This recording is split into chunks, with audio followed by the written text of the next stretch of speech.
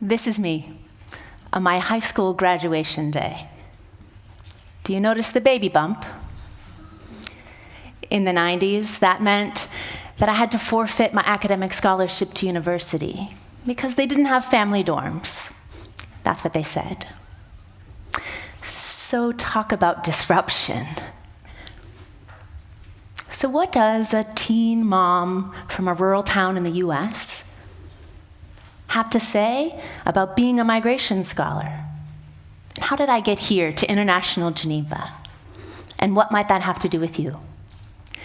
You see, this talk hopefully resonates with folks who have experienced disruption, a departure from a homeland, or the bridges we built along the way. Let's start here. This is also me 10 years ago in 2015.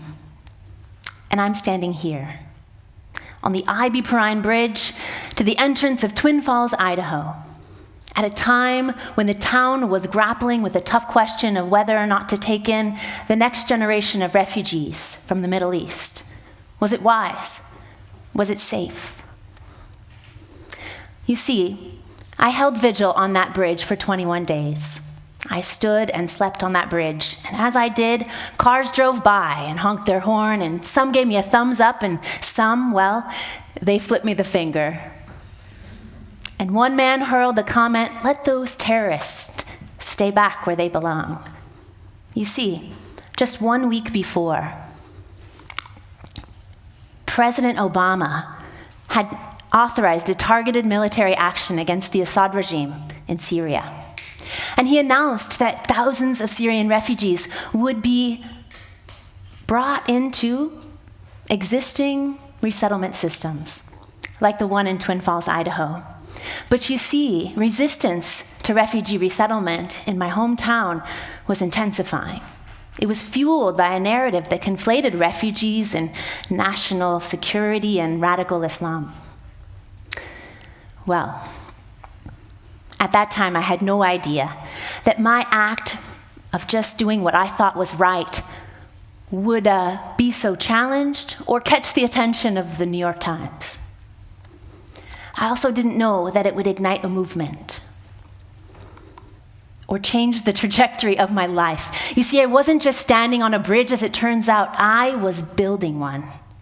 Because did you notice this part of the article here, where it says I was a DJ?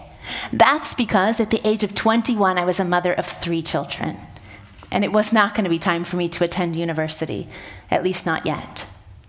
Instead, I built a small DJ business to support my family, so every weekend was filled with parties and weddings, playing music to predominantly white Idahoans, and a few tables where Bosnia and Burma and Eritrea and Iran and Armenia and Laos all sat together. Their common thread? They were all previously refugees, teens of the 90s that grew up in Twin Falls, like me. Like, take this wedding, for example. Yes, the bride was from Iran and the groom was from Iraq, and they returned to their hometown where they'd met as refugees to celebrate their American wedding reception, and they handed me a thumb drive full of Iraqi music and invited me to join in the Persian knife dance.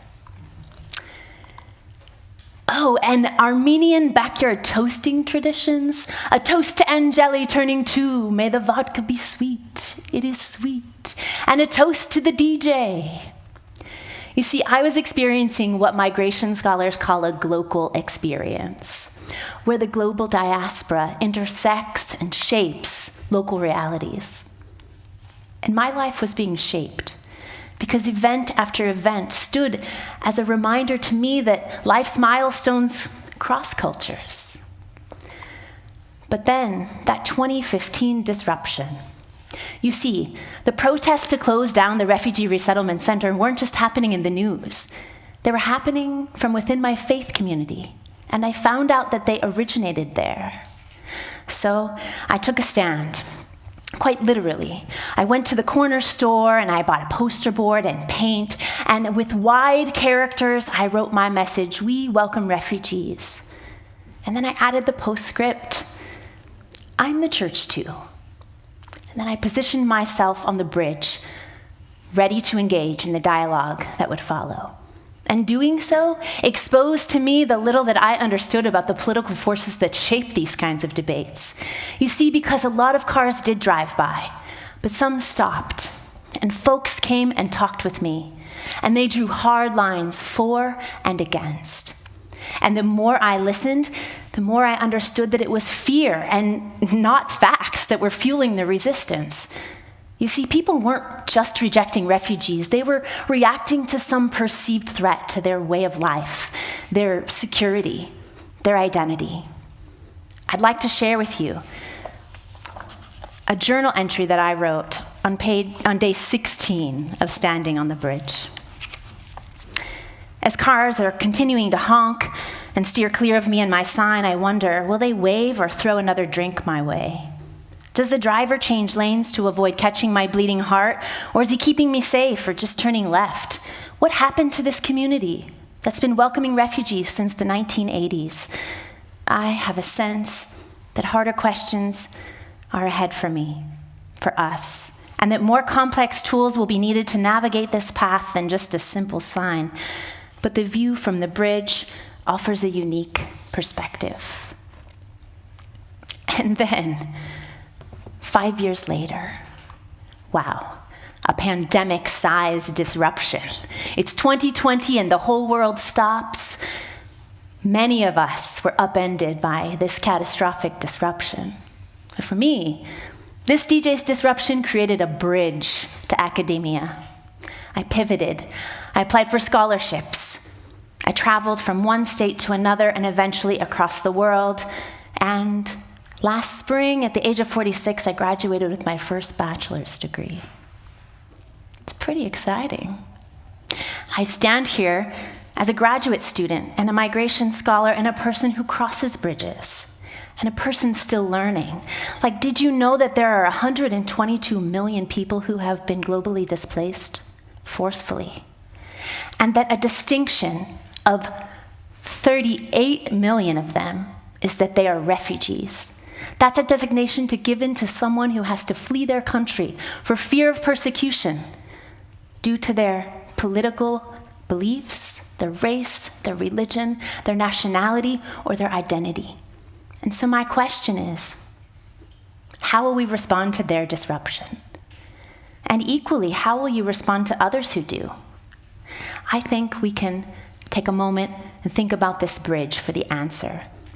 Between a small town and a wider world, between a metaphorical bridge between fear and understanding, and today, as global division reshapes our world.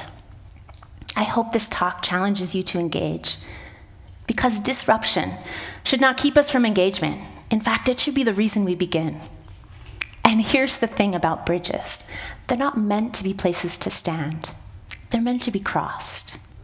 Thank you.